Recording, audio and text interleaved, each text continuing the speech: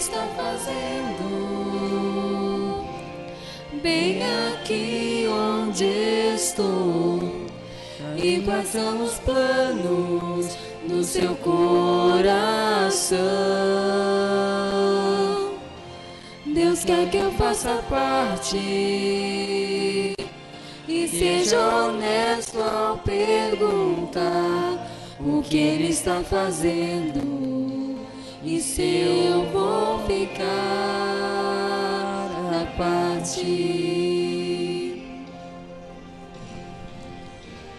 Não são meus planos que Ele quer, pois Ele já traçou os seus.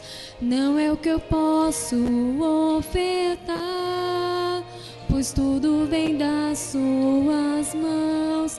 Se eu abrir mão das minhas ideias e deixá-lo dirigir, não perguntarei o que faria Jesus, mas verei ao meu redor o que Ele está fazendo bem aqui onde estou, e quais são os planos do seu coração. Deus quer que eu faça parte e seja honesto ao perguntar o que Ele está fazendo e se eu vou fazer, se eu quero fazer parte.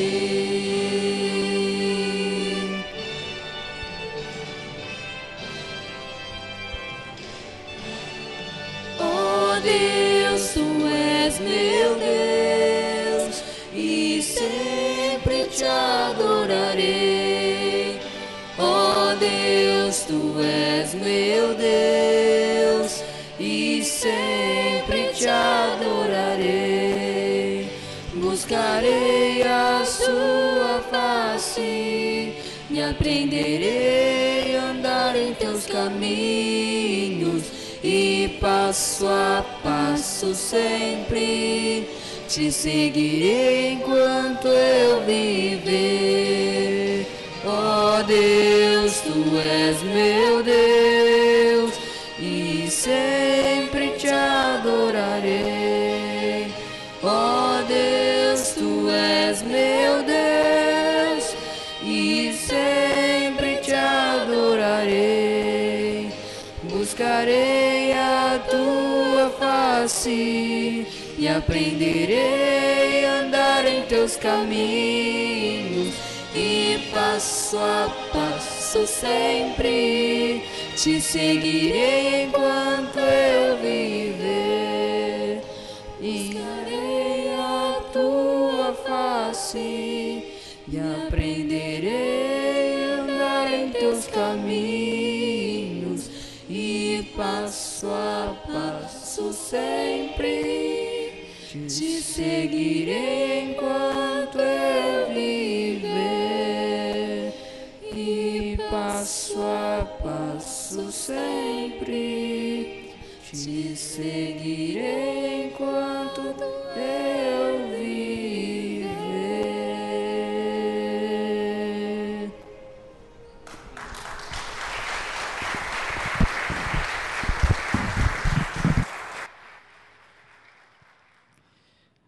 Convidamos para o Domingo Família o pastor Nobu Randa, pastor na Universidade da Família, alguém que tem dado palestras sobre a área e abençoado as igrejas. Pastor Nobu está acompanhado de sua esposa, sua filha e seu filho pequeno, ele vai apresentar. Eu só vou pedir que o pessoal do som fique atento, porque no meio da mensagem dele tem um vídeo. Então, para que ele tenha toda a assessoria necessária. A graça e a paz do nosso Senhor Jesus. Amém. Uma alegria estar nesse culto em que a Primeira Igreja Batista celebra a família. Já fomos brindados aí pela família Silva e Medines. Médici.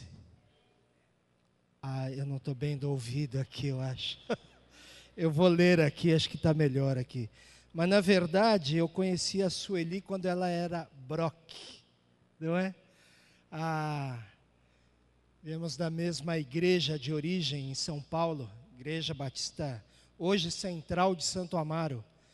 E é uma alegria revê-la, assim como seu marido. E a família linda que constituíram, não é? São 4, é isso, Sueli? Que beleza, hein? Muito bem, Deus os abençoe muito e ricamente. Eu também estou acompanhado, eu digo que é a minha melhor parte. A minha melhor parte é a minha família. Então está aí a Luciana, a Beatriz e o Rafinha. O Rafinha saiu, já foi para o culto, está ótimo. Então nós vamos um dia cantar assim também, man. O que você acha? Maravilhoso, né? Não? Hã? Na frente de um povo desse, olha que beleza. Muito bem, irmãos, nós vamos hoje falar um pouquinho com vocês. Na verdade, nós vamos conversar.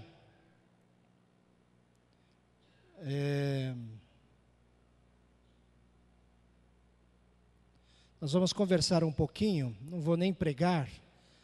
E se vocês me permitem, eu vou mais ilustrar hoje com vocês, conversando, do que propriamente então pregar, porque só desse filme que nós vamos passar para vocês, leva aí em torno de uns 18 minutos mais ou menos. É a respeito de uma família, uma pequena família, Abraão, o Isaac e a Sara. A Universidade da Família, ela fez esses filmes no ano passado, está distribuindo para um projeto muito específico. E até o irmão estava aqui dizendo a respeito de Cabralha, da congregação. Esse é um filme maravilhoso, por exemplo, para falar com aqueles irmãos, com aquelas pessoas que estão naquela faixa da oralidade, que tem dificuldade na questão da interpretação do texto. E o Pense Laranja é um movimento que está acontecendo hoje no mundo, um movimento muito grande, que já está se espalhando pela Ásia. Os brasileiros estão sendo representados muito fortemente, eles já estão num 4º encontro, isso acontece em Atlanta anualmente, esse ano acontece em abril, e é um movimento que vocês vão entender daqui a pouco. O Salmo de número 78, que é esta base, sempre que nós pensamos na geração, ou nas famílias e as gerações que advém delas, é o Salmo 78, os versículos 3 e 4. O que ouvimos e aprendemos, o que nos contaram os nossos pais, não encobriremos aos nossos filhos, contaremos à vindoura geração os louvores do Senhor, o seu poder e as maravilhas que fez. Uma outra tradução possível é a tradução do The Message, de Eugene Peterson, que diz: as histórias que ouvimos do nosso pai, os conselhos que aprendemos no colo da nossa mãe, não vamos guardar isso para nós, vamos passá-lo para a próxima geração. A fama, a força do Eterno e as coisas maravilhosas que Ele fez. Eu fico fascinado em lembrar ou pensar daquelas rodas que muitas vezes as famílias tinham e que contavam causos e causos, histórias e histórias, e aquilo enche o meu coração de lembrar de algumas passagens dessas daí. Nós, orientais, temos esse costume com a família de sentar e conversar sobre os nossos antepassados principalmente, e sempre é uma alegria, sempre é um momento de muito prazer. Esta família oriental que nós vamos ver hoje, agora, é a respeito de Abraão, Isaac e Sara. Eu quero que vocês observem os detalhes da história, as nuances da história, desta história tão maravilhosa, que às vezes nós temos contado, mas contado muito superficialmente. Às vezes contamos a história pela história, não é assim?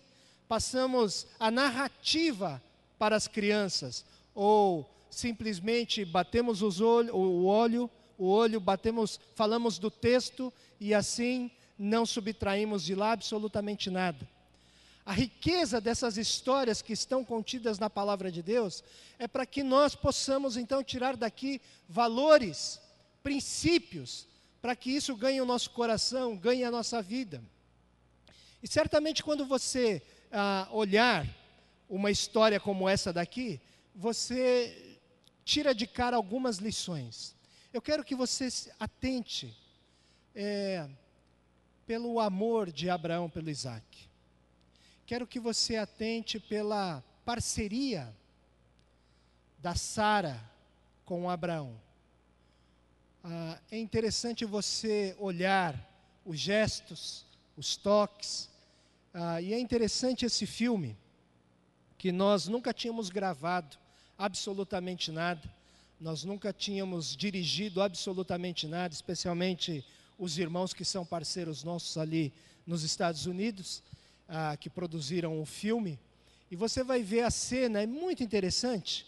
Você vai ver que o filme todo ele está nublado, e os guardas daquele parque, porque nós alugamos um parque nos Estados Unidos para fazer esta gravação, e nesse dia estava muito nublado, e eles falaram o seguinte: olha, se vocês não andarem rápido, vocês podem perder todo o equipamento, porque vai cair uma chuva. E aqui quando chove, chove para valer. Então vocês cuidem aí a respeito do tempo.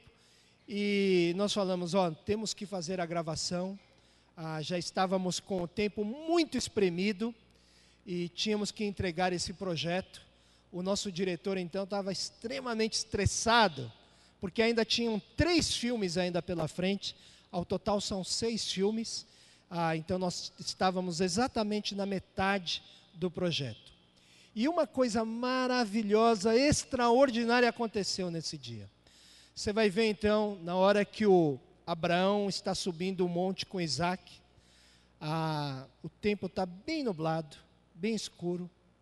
E aí quando está naquela hora do sacrifício, onde o Isaac está estendido no altar, o Abraão vem com uma faca nessa hora, e a hora que ele vai descer a faca, o céu se abre de uma tal maneira, e o sol se projeta sobre a cena, que todo mundo parou naquela hora.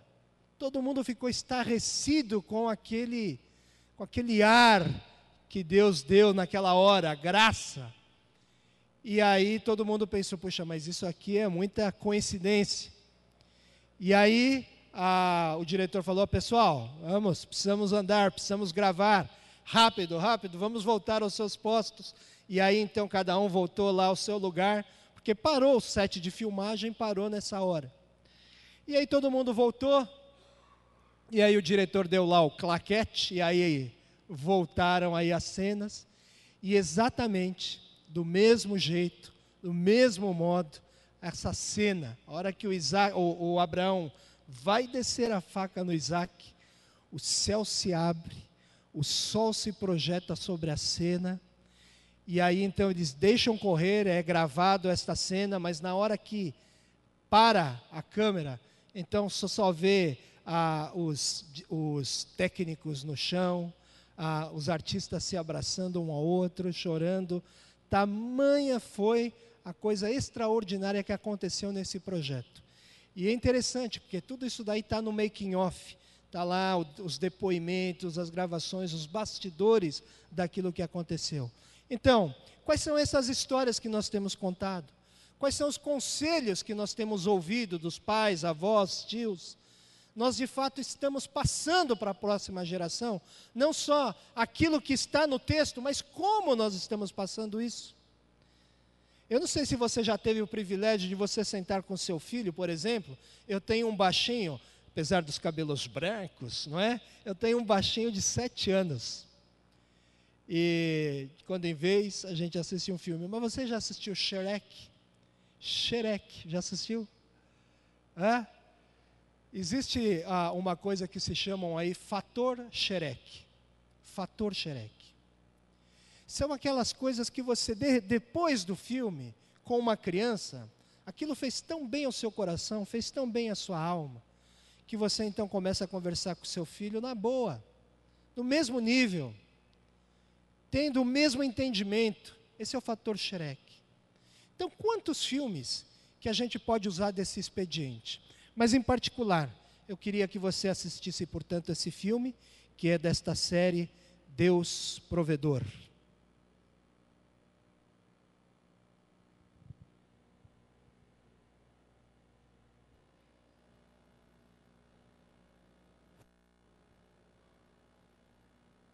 O som está na caixa, né?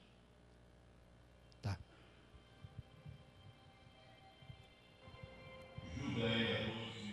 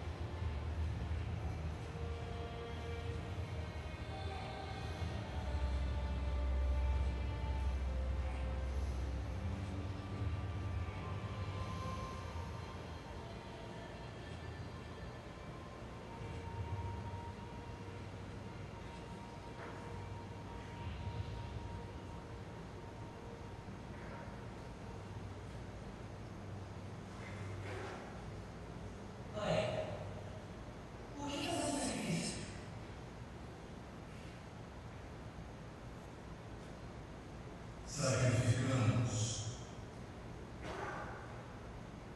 por obediência. É assim que falamos. Nunca me esquecerei do dia em que você nasceu, como eu adorei ver voz em seguinte. Você foi minha. Eu já cumpri isso. Estávamos atravessando os cavalheiros, mano. Era um dia muito quente. Eu estava sentado em casa na minha frente. Olhei para o horizonte e vi 3 homens vestidos de branco. Eu corri ao encontro deles e logo notei que não eram bons sons. Que eram isso? Eram anjos. Eu os convidei a entrar e separei uma vez. Anjos como? Mas um deles perguntou sobre mim. Ele disse que ela teria um filho. É claro, nós pensamos que era impossível chegarmos no velhos. Na verdade, somente era ele. O anjo perguntou por quê? Por que ela? Existe alguma coisa impossível para Deus? E eu não disse que dissemos. Porque nada é impossível para Deus.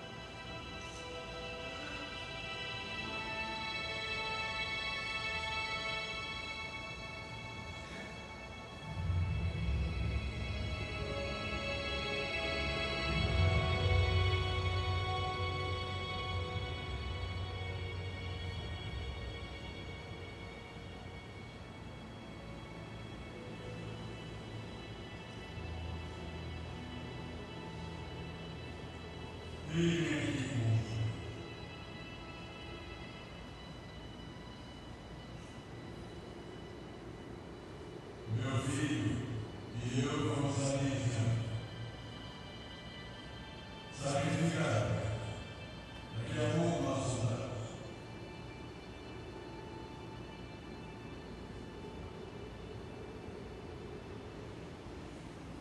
Senhor, sim.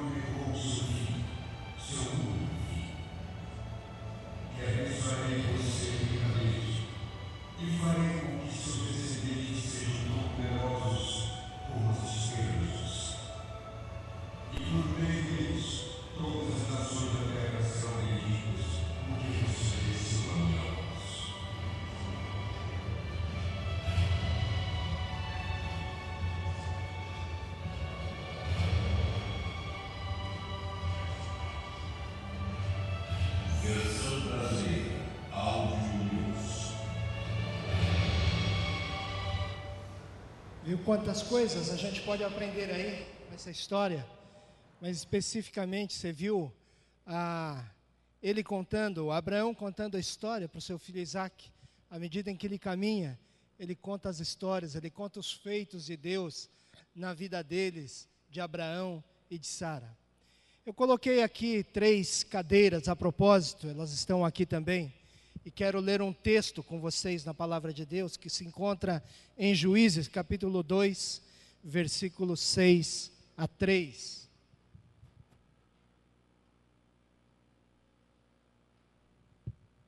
Juízes 2, de 6 a 13. Estão aqui essas 3 cadeiras, que elas representam as gerações. 3 gerações. Então presta bastante atenção nesta história, que é a história de Josué. Havendo Josué despedido o povo, foram-se os filhos de Israel, cada um a sua herança, para possuírem a terra.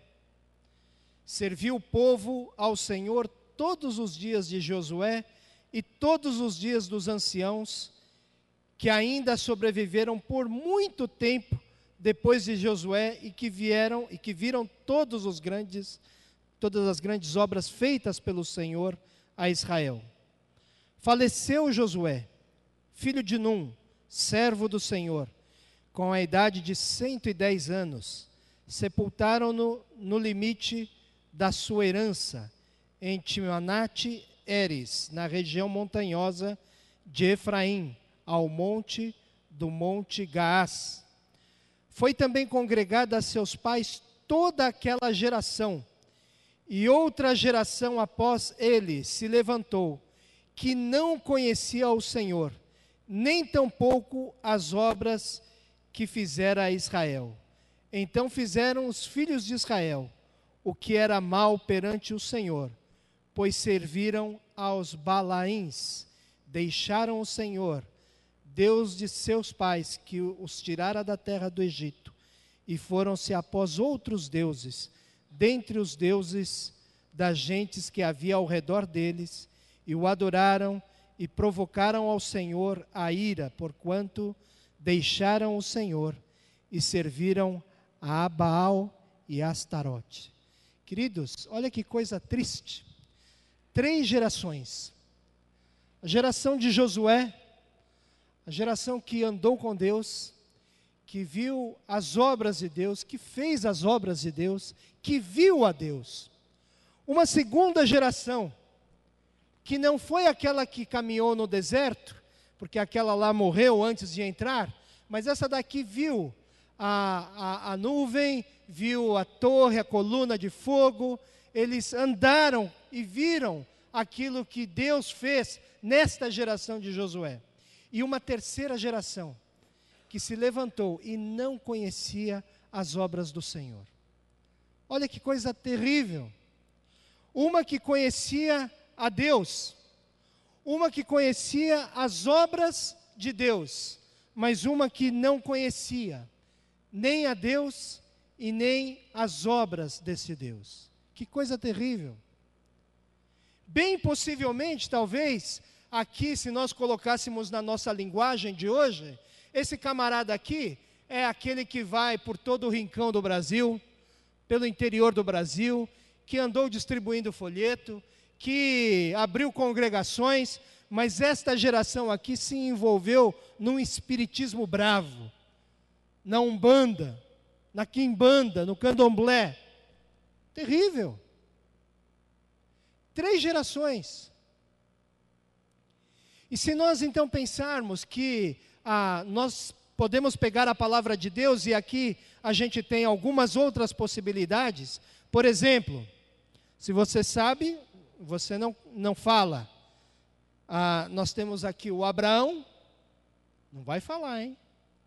Do Isaac, e fica na sua cabeça. Você sabe, não é?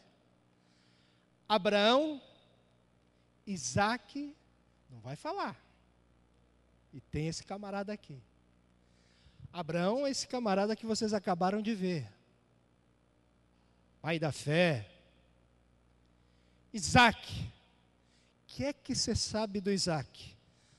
Talvez com aquela faca lá, acho que o cara virou traumatizado para o resto da vida, não é?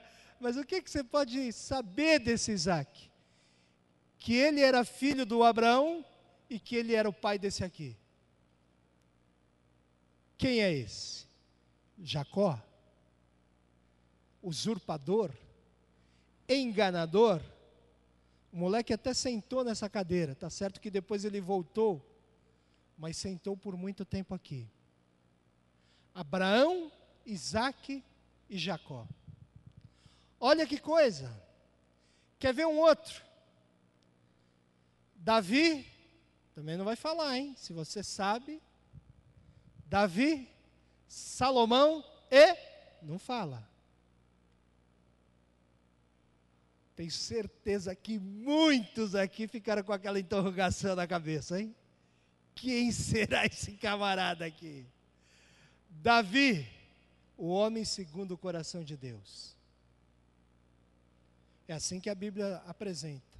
O homem segundo o coração de Deus. Não quer dizer que ele era perfeito. Aliás, a molecada hoje não está afim de saber se o pai é perfeito ou não. Eles sabem que não somos. Eles querem coerência. Os meninos hoje querem coerência. Ele quer que você chegue na altura dos olhos dele, de preferência abaixar e falar na altura dele, e dizer: filho, papai pisou na bola, papai errou, me perdoa. Querem coerência. Então Davi não era que ele fosse um cara perfeito, pelo contrário, fez o que fez. E o Salomão? Salomão, será que o camarada era crente, gente? Se dizia que o rei de Israel, ele não podia acumular cavalos, ele não podia acumular riquezas, dinheiro, e ele não podia acumular mulheres. O camarada só teve 1000 mulheres, 700 concubinas e 300 oficiais. Pode imaginar um cara desse? E ele tinha uma estratégia. O Salomão era danado, ele tinha uma estratégia. Porque o que ele fazia? Ele via uma menininha mais bonitinha no outro reino, aí ele ia lá e falava com o rei daquele reino, casava com a mulher, e aí então expandia o seu reino. Interessante. Esse Salomão aqui, ele tinha aquela noitada com a 219, né? Então tinha aquela noite daquela e tudo, com a 219, e aí então, no dia seguinte, o que a 219 ia fazer? Chegava naquele harém, e ela dizia então, olha, tive uma noite daquelas com o Salomão, né? Só instigando as outras.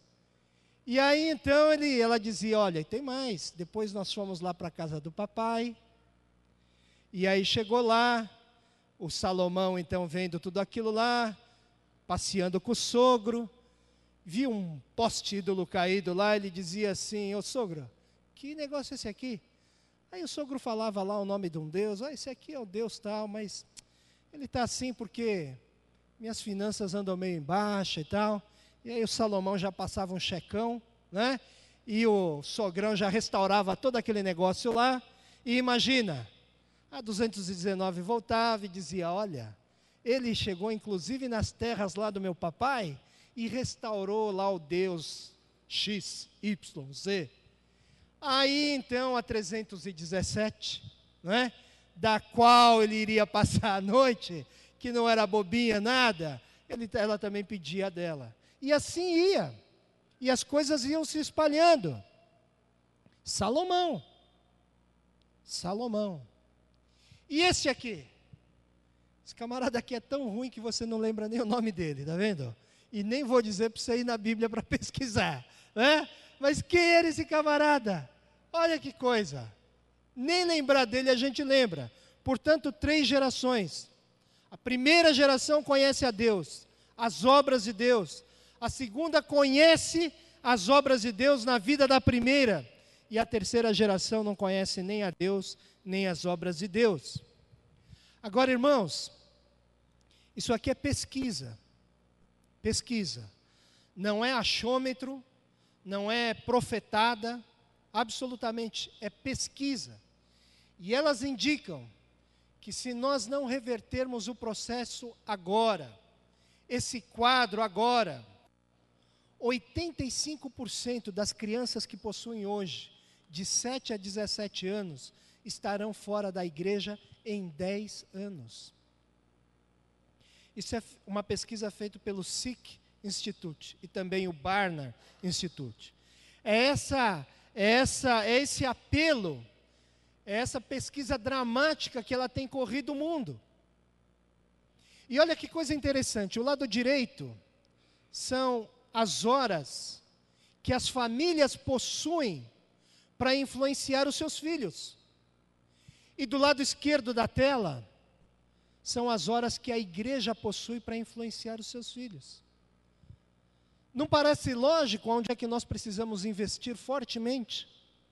A igreja, ela possui apenas 72 horas por ano para influenciar as crianças e os adolescentes. Já os pais, eles convivem mais de 3.000 horas por ano para então terem essa possibilidade de interferência, de influência nos filhos. Então, se somarmos as 72 horas que a igreja possui, com mais as 3.000 horas que os pais têm, 3.072 horas. As duas trabalhando em sincronia, em sinergia, fazendo com que possa reverter todo esse processo. Pesquisas mostram que 90% dos pais sabem que são responsáveis pelo desenvolvimento espiritual dos seus filhos, mas apenas 78% dos pais eles não possuem a mínima ideia por onde começar. Essa é a realidade. Talvez se fôssemos exatamente sinceros, e fizéssemos uma pesquisa aqui agora, levantaríamos isso. A verdade é que nós, os pais, não sabemos como trabalhar. E aí então a igreja, ela investe muito tempo em tantas outras coisas. Eu posso falar isso aqui tranquilamente, porque também sou pastor de igreja local, coopero numa igreja, e a gente sabe as horas que nós gastamos com o orçamento, com o planejamento, com tantas outras coisas. E precisamos focar as famílias. Mas não um ministério de família. Não deixar na costa lá da Célia e do Ocimar. Não. Não deixar nas costas do ministério infantil. Não, é toda a igreja imbuída disto. Toda a igreja pensando laranja.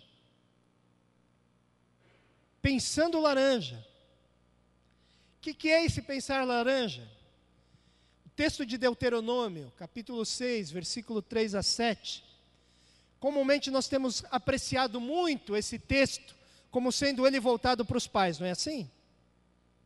O texto que então diz que nós devemos andar com as crianças, que devemos fixar os versículos nos umbrais, que devemos a todo momento falar, a toda hora, a todo momento. Mas ali o texto começa dizendo, inicia o texto, dizendo, ouve, pois, Israel. Versículo 3, ouve Israel. Versículo 4, a mesma coisa. Ouve, ó Israel. Texto voltado em primeiro lugar para a comunidade. Texto voltado para a igreja em primeiro lugar. Ó Israel, povo de Deus. E aí então, o texto continua. Então a família e a igreja existem pela mesma razão. Mostrar para um mundo quebrado a mensagem de restauração e da misericórdia de Deus. É para isso que existe a família e a igreja. Ambas, elas estarem influenciando as crianças. A igreja e a família são as maiores influências criadas por Deus para transformar uma geração. Nós precisamos urgentemente juntar essas duas forças. Pensar laranja significa exatamente isso. Duas influências unidas, causando este impacto. A igreja, ela é simbolizada por esta cor amarela, luzeiro no mundo. A família representada por esta cor vermelha. As duas juntas, elas formam uma terceira cor, que é o laranja. Duas cores primárias, criando uma secundária, é o laranja. Devemos então pensar nisso daqui, irmãos. Quais são os fatores que mais influenciam esta geração? Quais são as organizações? Quem é que vai poder ajudar? É o governo? É a escola? A família e a igreja precisam estar juntas, para nós revertermos esse processo. A questão é como é que nós vamos somar essas 3.072 horas. Que tal a igreja então pensar laranja? Que tal a família pensar laranja?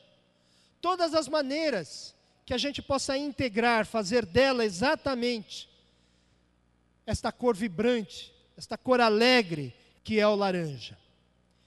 Irmãos, a nossa convocação de fato é para que as famílias e a igreja se unam. Isso é pensar laranja. Você quer ver uma coisa extremamente interessante? Eu tenho um amigo chamado Álvaro. O Álvaro, ele foi um camarada muito rigoroso na educação dos filhos. E ele tinha na casa dele aquele culto doméstico, mas muito exigente. E ele fazia com que os seus 2 filhos ficassem naquele culto doméstico, por vezes contrariados, e o Álvaro reconhece, olha, eu acho que naquele tempo eu fiz muito mais mal do que bem. Os dois crescem, o André e o Felipe, e o Felipe sempre gostou de medicina, foi fazer o vestibular de medicina, passou, e nessa ocasião então a família ia mudar para os Estados Unidos. Mudar para os Estados Unidos e ficar lá por um bom tempo, essa era a ideia deles. E aqui no Brasil, o Felipe passou no vestibular, prestou o seu vestibular em medicina, e acabou então ficando por aqui, a família foi embora. O Felipe então praticamente ficou sozinho, com a igreja, obviamente, mas o Álvaro fez uma recomendação para um grande amigo dele chamado Maurício. Maurício é médico. E disse, Maurício, por favor, caminhe com meu filho, naquilo que você puder. E o Maurício, então, aproximou-se dele, do Felipe. E foi nesse momento que o Felipe ganhou um grande mentor na vida dele. Um camarada que andou com ele lado a lado. Não era o seu pai, era um grande amigo do seu pai, mas esteve presente em todos os momentos. E por falar a mesma linguagem, a questão da medicina, isso até facilitou. Aconteceu que o Álvaro nos Estados Unidos, com o negócio que ele abriu, foi mal, depois tiveram que voltar, mas o Felipe foi extremamente bem assistido por esse tempo. Um trabalho de mentoria que o Maurício fez, numa solicitação que o Álvaro fez para o Maurício. Então, é uma dica simples. Que tal você, que é igreja, que tem o seu filho, talvez olhando alguém que possa, dentro da comunidade, influenciar o seu filho, ser um mentor para o seu filho, caminhar com o seu filho, com a sua filha. Isso é pensar laranja. Isso é trazer um fator laranja à nossa comunidade. Então são essas as dicas que nós estamos trabalhando, estamos formatando. Quais são as formas práticas que a igreja pode trabalhar em função de um e de outro irmão? Quais são aqueles irmãos que estão necessitando agora? Talvez famílias que estão sendo prejudicadas porque têm os seus adolescentes, os seus jovens nas drogas. Como é que você fala das drogas? É essa a nossa preocupação. Talvez tenhamos alguns discursos muito bem elaborados. Como é que a família chega a se desintegrar desta maneira? E aí nós temos zilhões de fatores. A gente pode entender aí, quem sabe, uma educação mais liberal. A gente pode entender que nós vivemos num mundo pós-moderno e muito individualismo. Nós podemos imaginar aí, quem sabe, a questão das próprias mídias, dos filmes, das novelas, dos programas que adentram aos nossos lares, tantas coisas. Mas eu quero trazer para você nesta noite um desafio muito simples. E o desafio é, pense laranja. Pense laranja. O que é que a igreja, mais os lares, daqui, da primeira igreja batista de Bauru, podem fazer em prol dessas crianças que têm hoje de 7 a 17 anos? Eu iniciei dizendo, pode ser o fator Shrek, pode ser um filme. O que é? O que é que nós podemos fazer laranja? Então, nesta noite, eu não vim trazer receita alguma. Só vim bater esse papo com vocês. E dizer, olha, nós estamos precisando uns dos outros. Tanto a organização, que trabalha já há 20 anos com família, como todos nós da sociedade, imbuídos em reverter esse processo. Vamos orar. Quero convidar você a curvar a sua cabeça e a estarmos orando nesta hora. Deus nosso Pai, coisa extraordinária a Tua palavra, que nos mostra, Senhor, com tanta veemência, todas essas gerações que de fato, Senhor, não pregaram um padrão de perfeição. Pai, quantas vezes nós admiramos sim aquelas pessoas que nós nem conhecemos muito bem. Elas são admiráveis, mas nós de fato convivemos, ó Pai amado, com famílias quebradas, com pais imperfeitos, e nós rogamos nesta noite, Deus, em nome de Jesus, que o Senhor nos socorra, socorra a família, socorra a igreja, que talvez possamos confessar os pecados uns dos outros, e a partir de então, Senhor, sermos fonte de bênção uns para os outros. Tanto os membros para com a igreja e a igreja para com os próprios membros. A liderança se empenhando em prol da família, em ensinar aos pais em como educar os filhos. Deus, há muitos pedindo socorro. Levanta-os, Deus, que eles possam se manifestar. Deus, trabalha no coração dessas famílias aqui da Primeira Igreja Batista de Bauru. Trabalha em cada uma delas. Trabalha nos seus pais, nas mães. Trabalha na relação, Senhor, de pai, mãe, filhos. Ó Deus, que este lugar possa ser um luzeiro, Senhor, para Bauru, para São Paulo, para o mundo. Mas para que este lugar possa ser um luzeiro, precisamos começar lá em casa. Cada um de nós sermos luz naquele lugar. Por isso a tua palavra diz que não se pode esconder uma cidade edificada sobre o monte. Porque quando cada lar se imbuir de que de fato, Senhor, nós precisamos de ajuda, nós devagarinho podemos reverter esse processo. Deus, trabalha nessa igreja, que ela de fato possa ser um luzeiro neste mundo. Nós oramos no nome precioso de Jesus. Amém e amém. Obrigado, irmãos. Nós estamos encerrando o nosso culto. Eu vou convidar o pessoal da equipe para vir à frente. E eu quero deixar aqui um desafio com você para o mês de dezembro. Dedicar tempo de oração pela família, aproveitando para estar com os parentes, aproximando os mais distantes e abençoando a todos. Coloque em pé.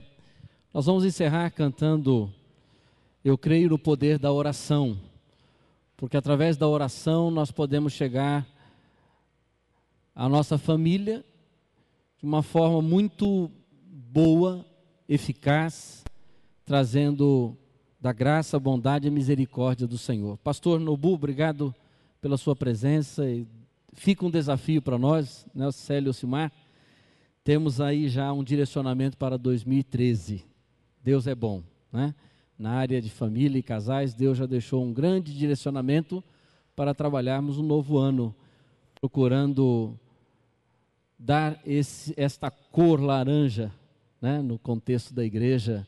E até algumas ideias já vieram por aqui, depois comentar com vocês, quem sabe Deus vai formatando aí. Vamos cantar e aí encerramos orando mais uma vez e vamos assim voltar aos nossos lares. Eu creio no poder da oração. Você crê no poder da oração? Diga amém.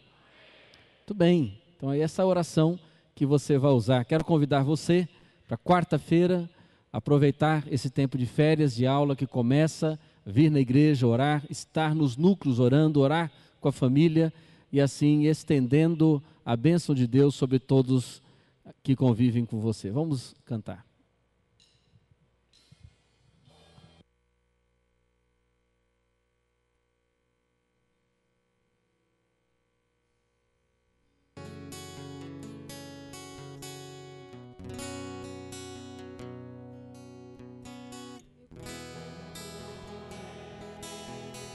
Dos joelhos que se dobram, eu creio no poder da oração. Eu creio no poder das mãos que se levantam. Eu creio no poder da oração.